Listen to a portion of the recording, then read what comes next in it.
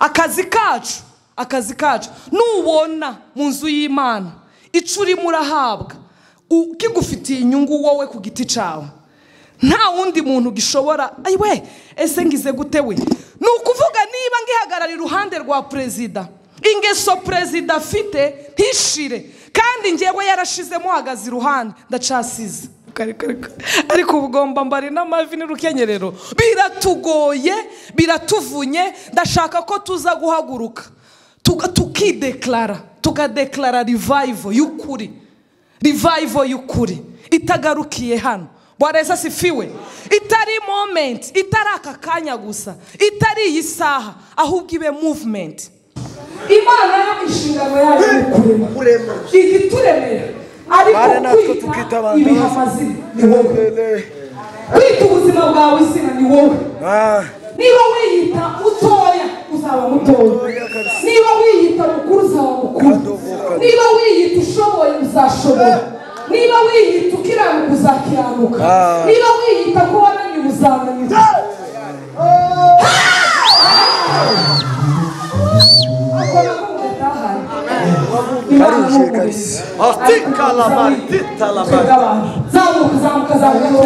Twaje kubabwira kugira ngo mukenyere kigabo, mushikame, tugerageze kurwana n'ibiturwanya, tugerageze guhangana n'ibiduhagurukiye.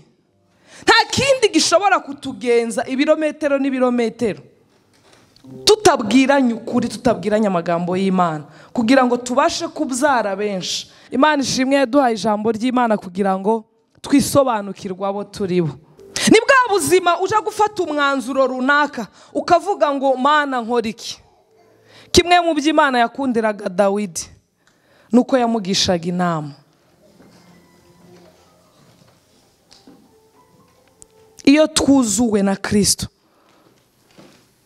tubasha kumwishingikirizaho ubuzima bwacu bwose, twarangiza bikatworohera kubwira n'abandi bose, bikatworohera gusanga batarakizwa. Niryo kamba tuzambikwa kurusha irindi. Dr. Sam.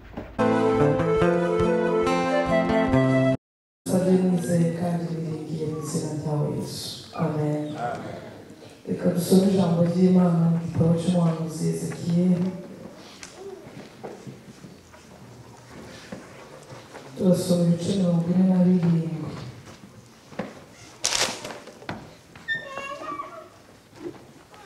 Turahera ku murongo. Igitabo cy'umuhanuzi Ezekiyeli ibice 47. Turasoma twihuse. Ndababwira aho duhagararira, ntabwo dutinda cyane kuko ni umwanya w'amateraniro w'igitaramo, tugahudumiya tugasenga, ntidutinda.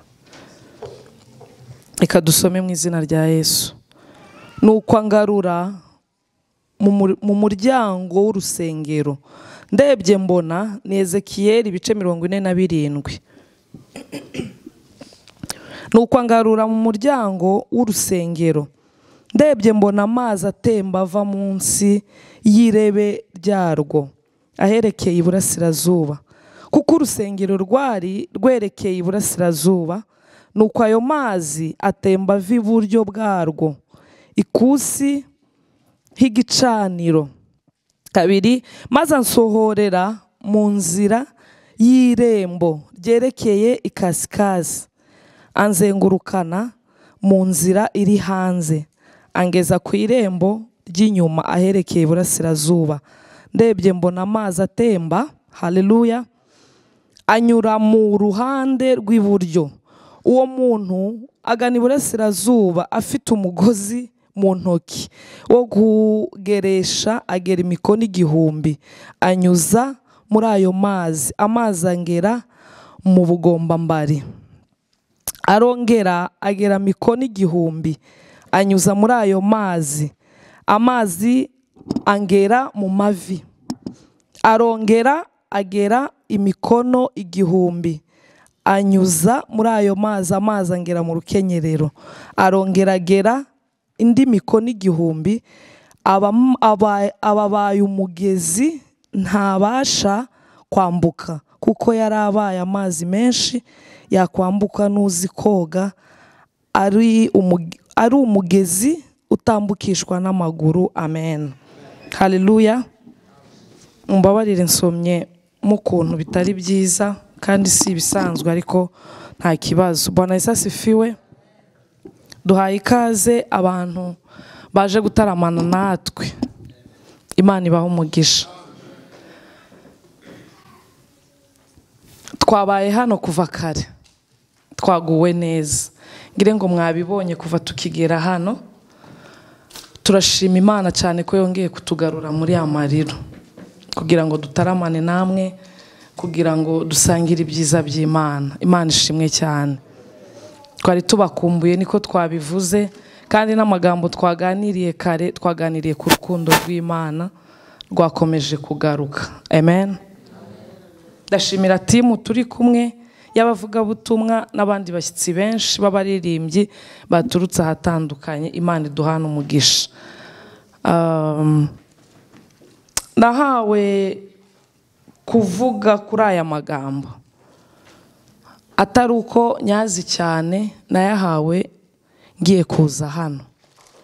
Ayo twahereyeho kare twayavuze, ni na teme y'igiterane, wenda n'abandi bazakomeza bayagarukeho uko bizaba bimeze kose, ariko nahawe aya magambo yo kuvuga, kandi umutima unyemeza ko ngomba kuyavuga nyine mu gitaramo. Amen. Ubundi Bibiliya igizwe n'amagambo abiri makuru. Muri iri joro, ijoro ni ry'igitaramo kandi turatarama, ariko nahawe umwuka w'ubwarimu, apostle. Amen. Bibiliya igizwe n'amagambo abiri makuru. Umuntu ubishoboye ushobora kwandika, niba yumva abyakiriye mu mutima we, yabikora. Amagambo abiri makuru agize Bibiliya ni itegeko rikuru n'inshingano nkuru. Amen. Itegeko rikuru ni ugukundana, ni urukundo. Mwumvishe ko ari rwo twagize gute, twahereyeho kuva kare. Hanyuma inshingano nkuru sindi bubitindemo, sindi bujye mu kubisobanura, ndabivuga gusa. Inshingano nkuru ni ukuvuga ubutumwa bwiza, tugahindura abatarakizwa bagakizwa bakamenya Yesu. Bwana Yesu asifiwe. Mwabyumvishe byombi, itegeko rikuru n'inshingano nkuru. Uwo nuhagurutsa yo bisubiramo, nukuri Imana ibaho umugisha mwinshi. Utabyumvishije avuze oyaye. Itegeko rikuru muri Bibiliya yose ni urukundo, ni ugukundana kuko Kristo yadukunze. Inshingano nkuru muri Bibiliya ni ukuvuga ubutumwa, ni ukubwiriza abatarakizwa bagakizwa. Ngiye kubaha formule rero y'umuntu ushobora kubwiriza abatarakizwa bagakizwa. Nico kintu tuza dutindaho cyane, kubera ko ntidukunda gusohoka, ntidukunda kubwira abantu, twumva ko ari ibintu biremereye kandi bigoye cyane, ariko tugomba kubikora kuko nico kintu twasigarijwe. Amen. Kare rero ngewe navuze ku itegeko rikuru ari ry'urukundo, n'abandi bagiye bakurikiraho hari ababivuzeho, bose twarukomojeho, n'umuvugabutumwa usoje yabivuzeho. Ubu noneho ngiye kuvugaho bukeya ku nshingano nkuru. Iyi nshingano nkuru nababwiye ko kuri flyer basohoye batubwiye ko ari igiterane cy'ububyuke revival. Amen. Sinzi buri wese nkina ararifata uko aryumva, niba ari ububyuke, niba ari ububyutse, indimi zabaye nyinshi, ariko nyine reka twumve ko ari ububyutse, niba ariko wenda tubyumvikanyeho twese. Amen.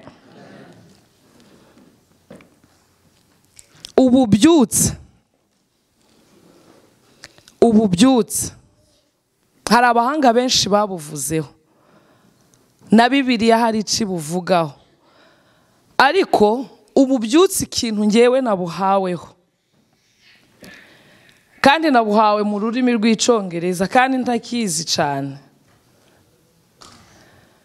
Revival is not a moment.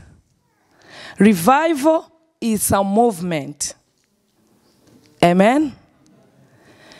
Revival ngenekereje gusobanura ntabwo ari uyu mwanya twicayemo hano. Ntabwo ari moment, ntabwo ari igihe runaka twicayemo cyangwa turimo. Ahubwo ububyutse ni ukugenda.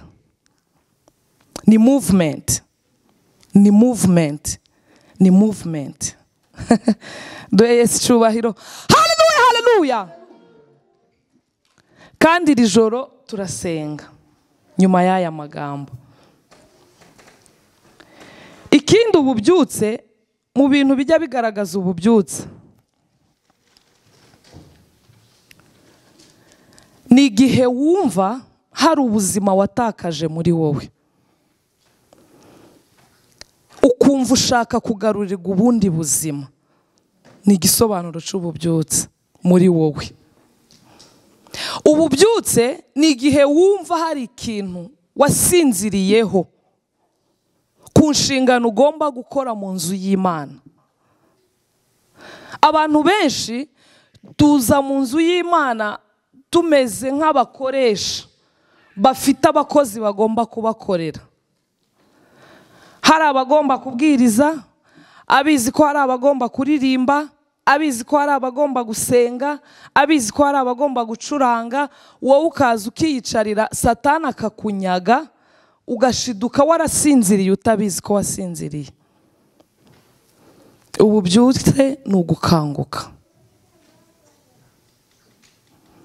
Bwana sifiwe sana. Ububyutse ni ugukanguka. Ndabivuga nk'umwarimu, ubwo mwebwe muragenda mubigorora kuko sindi bubisobanure cyane. Ndabivuga uko nabihawe. Ububyutse bugaragazwa n'iki? Bugaragazwa no kongera kugira rwa rukundo rwa mbere wahoranye. Bwana Yesu asifiwe. Hari urukundo umukristo wese ugihamagarwa ajya agira mu mutima wiwe wo gukunda bene data no gukunda umuhamagaro. Ariko iyo watakaje ububyutse muri wowe, rwa rukundo rugenda rugabanyuka. Ububyutse ni ukugarura urukundo rwa mbere. Imana yohereza urukundo rwayo muki, cyangwa yohereza ishushanya ubwo bubyutse muki. Ibwohereza cyangwa ibutanga cyangwa ibwerekana cyangwa bubaho cyangwa bugaragara bunyuze mu ijambo ryayo. Niwumva waratakaje utacyumva ijambo ry'Imana, uzamenye ko wagabanukiwe. Ukeneye gusenga ngo ugarure ububyutse. Niba dutaramye gutya dufite abantu barimo barasimburanwa kuvuga ijambo ry'Imana, ndetse kubera ko mu bafite ari benshi tugasa nk'abasubitse bamwe na bamwe, abandi bagakora mu yindi service n'ibiki byose, twakagombye kubiha agaciro gakomeye cyane. Bwana Yesu asifiwe.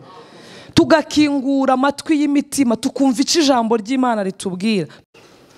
Hanyuma ngo abonye ayo mazi aramubwira ngo sinsobanukiwe, sobanurira, umbwire iby'aya mazi, umbwire ukuntu biri kugenda, unsobanurira ibintu byose uko bimeze. Hanyuma haza iki? Hahita haza igipimo. Reka mbabwire iki kintu twajemo, iyi business yo gukorera Imana twajemo. Nubwo hano abapasiteri bataza bashiraho akuma gapima umuntu ushobora kwinjira n'utinjira, ariko imbere y'Imana hari ikiguzi. Imana ijya idupima, Imana ijya itureba. Ibi bintu ntabwo ari ubuntu nk'uko tubivuga. Hari ikiguzi dusabwa nk'abakristo.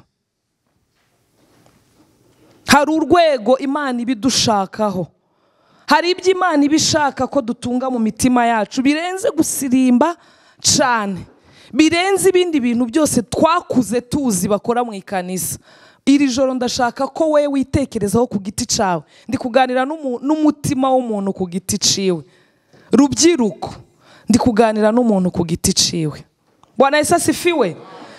Amaze kwerekwa ntibyarangiriye aho ngaho. Ni muzi ko twebwe iyo tweretswe tuba twumva ko igiterane cyagendutse n'amateraniro yagendutse. Ariko Imana ibihari kugira ngo ibanze igire gute? Ipime. Hazamo igipimo mu iyerekwa iryo ari ryo ryose tugize, kandi twarigiriye ku ikanisa. Tutarigiriye hanze y'ikanisa ni ukuri. Hano hakaza igipimo. Hanyuma ngo azana, ngo apima ngo mikono 1000. Amen. Apima ngo mikono 1000 y'amazi. Arangije abwira Ezekiel ngo nayakandagiremo. Bwana Yesu asifiwe. Mu ndebe ngiye gusoza kandi aha niho hari isomo ryose. Ngo amaze gupima, ngo amazi ngo amugera ngo mu bugombambari. Ntekereza ko ubugombambari ari hano gutya. Yego, niko natekereje none birahuye, Imana ishimwe. Amazi ageze hano mu bugombambari ku nshuro ya mbere. Ntibyabatosha, ntiyarekera.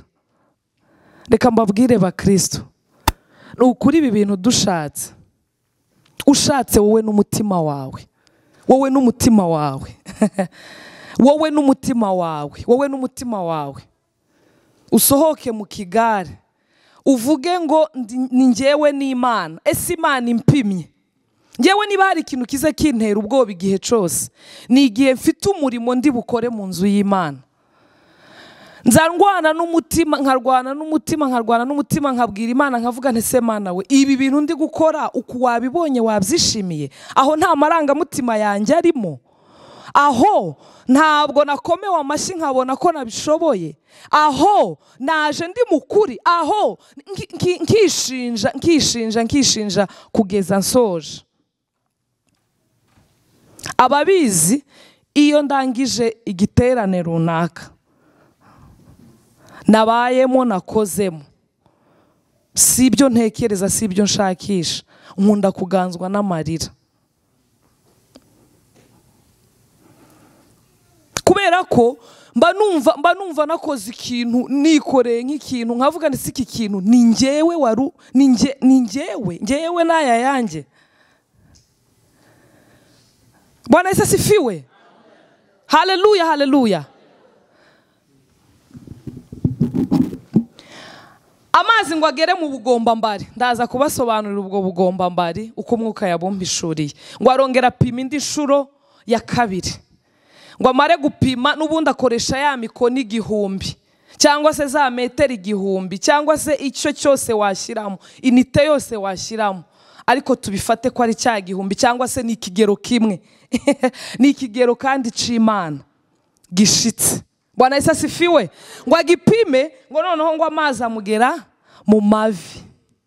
Tujyanirane, nababwiye ngo ngiye kuba umwarimu muri aka kanya gatoya. Amazi amugera hehe? Mu mavi. Avuye hano mu bugombambari, niba ndi kubivuga neza, aje hano mu mavi. Nabwo abona sitosha. Arongera ngo arapima indi nshuro ya gatatu. Ngo amazi noneho amugera hano mu rukenyerero. Amen. Ntiyabona ko ari tosha. Ese ko muri gufashwa kuko mwafashwaga n'igisirimba? Duimana icubahiro. Haleluya, haleluya, haleluya. Ahimidiwe Yesu. Arongera ngo arapima indi nshuro ya 4. Noneho ngo amazi abaramurenza. Noneho ngo umugezi munini atabasha kwambuka. Bivuze ngo za nshuro zindi zose 3 wari umugezi umwana w'umuntu ashobora kwambuka.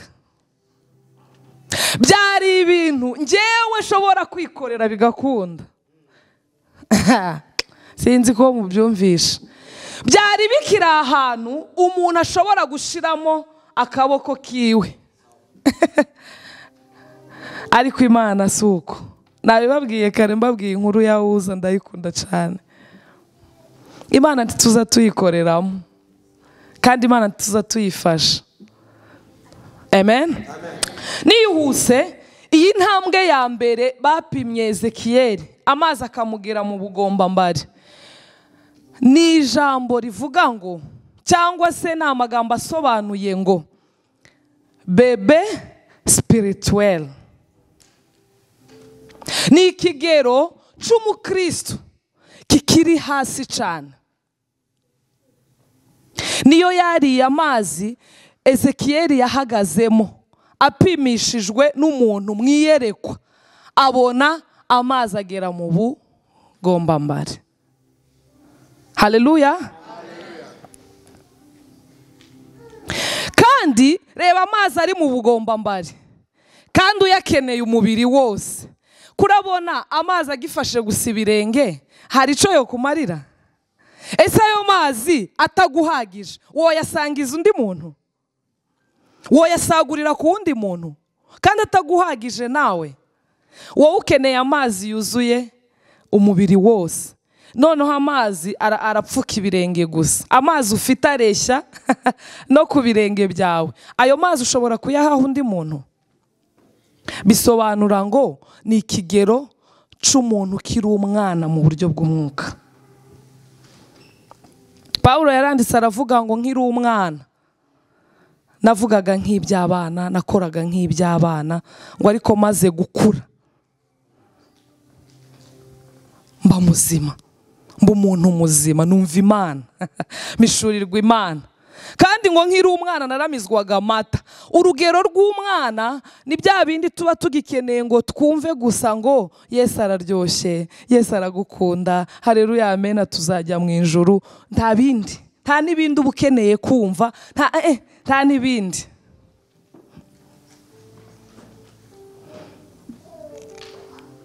Bwana asifiwe sana. Ibyo rero impamvu biba bidahagije, kandi uryohewe n'amata, kandi uryohewe no kumva ibyiza byo mu nzu y'Imana, ugikijijwe vuba uburyoshye pe, uburyohewe, ububona Imana ije ako kanya ari wowe wagenda wa mbere. Ndetse iyo utarebye neza uzubona nk'aho abandi bose baguye. Naho niyo mazi agera mu bugombambari. Niyo mpamvu umwuka w'Imana cyangwa iyerekwa Ezekiyeli yari arimo bitapimye icyo kigero cyonyine ngo bigarukire aho ngaho. Ni ukubera ko ubu utaragera ku kigero cyo gusagurira abandi. Nababwiye ko turi kwiga inshingano nkuru. Hanyuma ikigero cya kabiri, amazi agera mu mavi, ni cya kigero ufata noneho bya bintu bikukuryoheye bya mbere, bya mata aryoshye, za nyigisho nziza ziryoshye zoroshe, noneho ukagira initiative, ugatekereza ukavuga ngo reka noneho nsenge bokeya. Iko akunda uba wagize commitment wenyine, noneho ukavuga ati reka nanjye nkora iki ngiki ku giti cyawe, utagendeye muri rusange, ariko ukurikije bwa buryohe bwo kuba umwana mutoya, bw'uko ukiri murya ibintu biryoshye byoroshe bigize gute. Aho ngaho bijya bishoboka kutavuba. Niyo mpamvu iyerekwa ritabitwemereye ko tuguma aho ngaho. Ushobora gusenga uyu munsi kubera ko ukiryohewe na bwa buzima bworoshe bwa gikristo, ejo bikanga kubera ko akiri amazi washobora kwambuka, ukiyambukira ugasingira n'agacupa, ukagaruka mu ikanisa, ukinyarukira ugasingira n'akandi kantu, ukigarukira mu ikanisa. Ese ko aya magambo ndi kuvuga muri gufashwa? Imana ibaho umugisha. Ikigero cya gatatu, amazi atugera mu rukenyerero.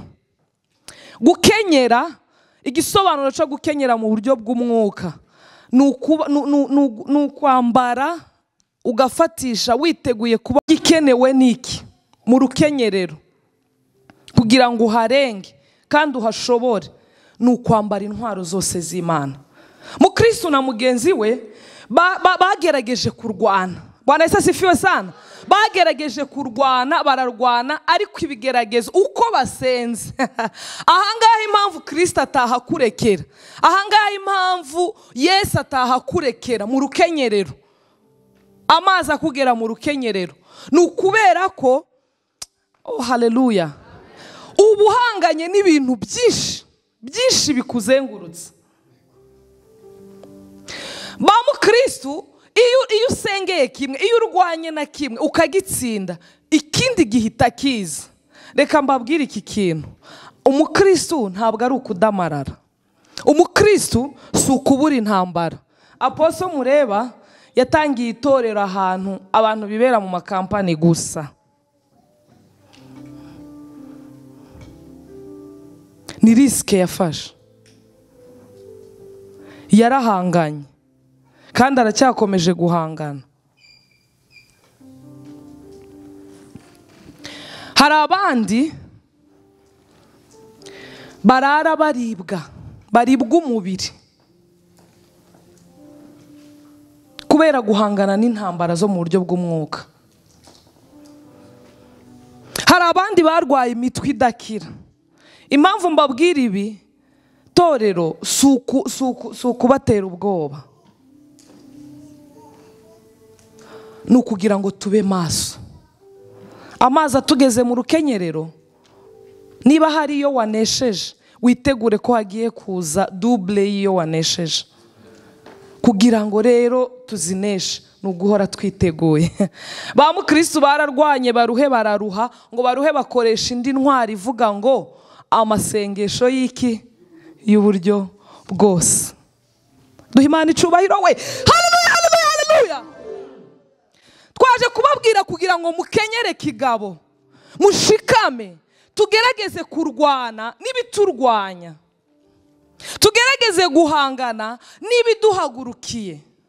Nta kindi gishobora kutugenza ibirometero n'ibirometero tutabwiranye ukuri, tutabwiranye amagambo y'Imana, kugira ngo tubashe kubyara benshi, kuko ari inshingano nkuru y'ijambo ry'Imana. Ikigero ca nyuma nico kigero kivuga ngo amazi yarazamutse aramurenga, ndetse amaze kumwuzura yaramusagutse ngo aba amazi agira gute, arameneka. Ngo ameneke aratemba.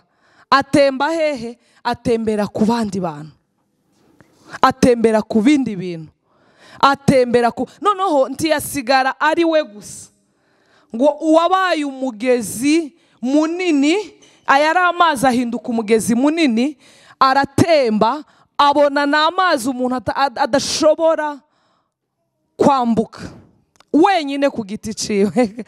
Haleluya Yesu. Imana ishimwe yaduhaye ijambo ry'Imana kugira ngo twisobanukirwe abo turibo. Haleluya. Aya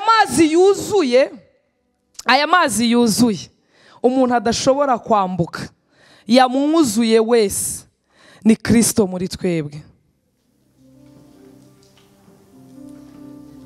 Bwana sifiwe sana. Kristo ni ushushanywa n'amazi, kandi ni ushushanywa n'amazi mu ijambo ry'Imana. Iyo yatwuzuye akaza muri twebwe, nibwo tugera ku kigero, Bwana sifiwe, cyiza gishimishije, niko ijambo ry'Imana ribivuga. Noneho icyo kigero iyo tukigezeho, aya mazi ahinduka umugezi. Ndetse ntahinduka umugezi, shushanya amazi yakumenetseho, yuzuriye no hejuru, utabasha kwambuka, amanuka ari imigezi, ntamanuka ari umugezi. Haleluya, haleluya, haleluya.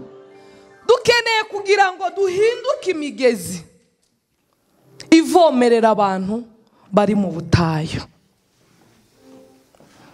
Ijambo ry'Imana riravuga ngo abantu banjye bararimbutse bazize gute? Bazize kutamenya. Ese ni bande? Ijambo ry'Imana rikavuga ngo se bazamenya bate? Batabwirijwe. Bazamenya bate? Batabwirijwe. Ububyuke ni ukugera ku kigero ciza ca Kristo, ni ukuzurwa n'amazi utabasha kwiyambutsa wenyine. Ni bwa buzima ubugezemo, haleluya, utakibasha kwigenga wenyine ku giti cawe. Ni bwa buzima uja gufata umwanzuro runaka ukavuga ngo Mana nkora iki. Kimwe mu by'Imana yakundiraga Dawidi nuko yamugishaga inama. iyo twuzuwe na Kristo tubasha kumwishingikirizaho ubuzima bwacu bwose, twarangiza bikatworohera kubwira n'abandi bose, bikatworohera gusanga batarakizwa. Niryo kamba tuzambikwa kurusha irindi. Biroroshe, ntabwo bikomeye cyane. Narimo mbibwira evangeliste Itanga, harimo umuhungu twakoranagaho nabanje gukora nkigera hano w'Umugande. Yaramvugishije bisanzwe turi muri kampani, yumva mbashije kumusubiza. Tukomeza tuganira bisanzwe. Ariko ikintu nibuka yambwiye nyuma kwa kundi umaze nka kangaho uvugana n'umuntu, yarambwiye ngo wowe ngo uri pasiteri, iwe yari kwanyita pasiteri, yabonye video kuri YouTube yumva nyine ko ababwiriza bose ari abapasiteri.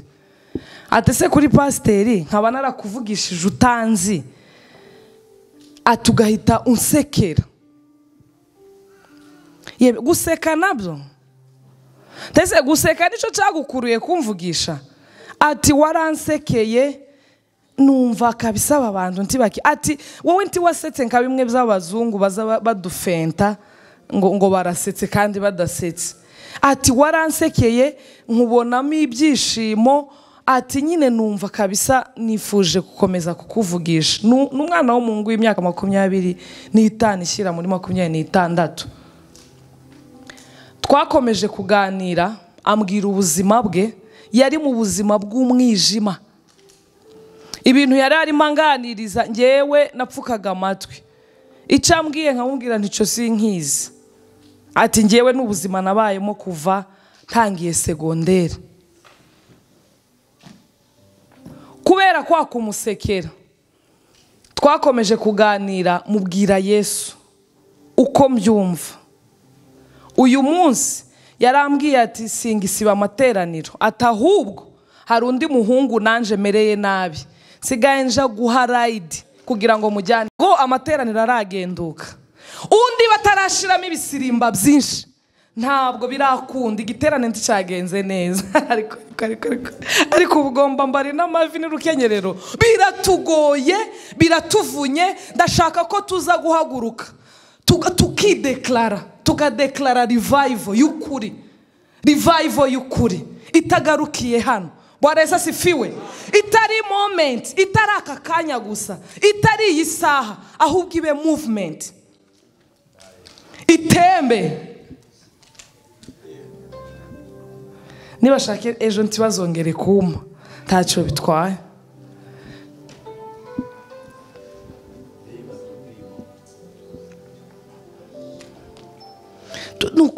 Nukuri tuve mu bintu by'igipindi, tubwirane ukuri, dukize ubugingo bwacu, bidukomeretse dukire. Nibiba ngombwa abumva ko bari mu bugomba mbari bahaguruke, dusenge nico cyatuzanye, tubasabira Imana, dusaba imbaraga z'Imana kugira ngo zibafashe. Imana idukunda itarobanuye, niyo mpamvu yaduhaye ino nshingano itarobanuye. Kandi Imana icubahiro we, haleluya. Yaduhaye inshingano itarobanuye nk'uko yadukunze itarobanuye. Ntawo kuvuga ubutumwa, nta n'uwo kubuvuga, twese yarabiduhaye. Ariko irabiguha ucibereye yepfo, nawe utihagije, inyota idashira, irabuguha ngo ubugire gute, umenye uhera he, umenye ukora iki. Dusaba imbaraga z'Imana, dusaba imbaraga z'Imana kugira ngo zibe kuri twebwe. Wisuzume ku giti cyawe, ni devoir y'umuntu ku giti cye, utarebe kuko ibyo ni ibintu biri mu mutima wawe. Apostle yabivuze neza, aravuga ngo tiwomenya umuntu uri mu bubyutse, nta nubwo wamenya nyine n'utaburimo. Ariko kubera ko mwavuze ngo ni igiterane cy'ububyutse, mureke tubureme mu izina rya Yesu. Haleluya. Mureke tubureme mu izina rya Yesu. Niba hariho 2, 3, 10 baburimo, tubusingiriza abandi. Akazi kacu nubona mu nzu y'Imana icuri murahabwa, kigufitiye inyungu wowe ku giti cyawe, nta wundi muntu gishobora ayiwe ese ngize gute we. Ni ukuvuga niba ngihagarara iruhande rwa perezida, ingeso perezida afite ntishire kandi njyewe yarashizemo hagaze iruhande ndacasize. Narimvuze ngo umuntu wuzuwe n'aya mazi agomba kuyatembesha ku wundi. Niba itanga hari ikintu afite cyamunaniye, njyewe ngishoboye nimugera iruhande agomba kugishobora, kuko ngomba kumusunikira wa mugezi, kuko mfite Kristo umugezi ubasha kumira iyindi migezi yose twita. Imana ibaho umugisha. Ngwino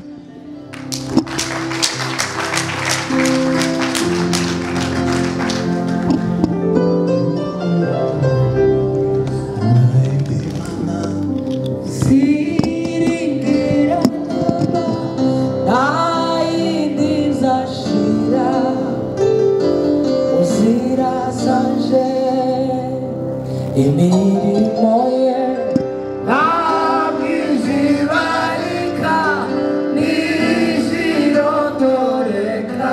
Haguruka dusenge muzutse Yesu ubwenge, nta yindi mana zigiranaba, nta yindi izashira zirazaje.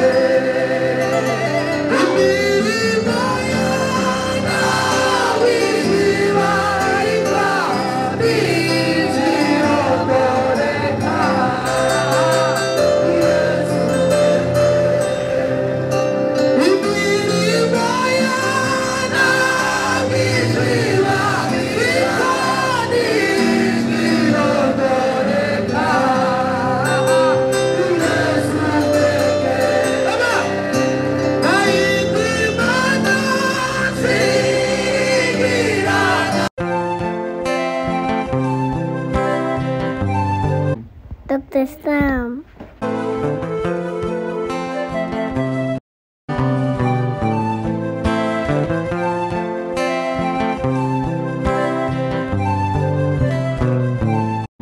Dr. Sam. Dr. Sam.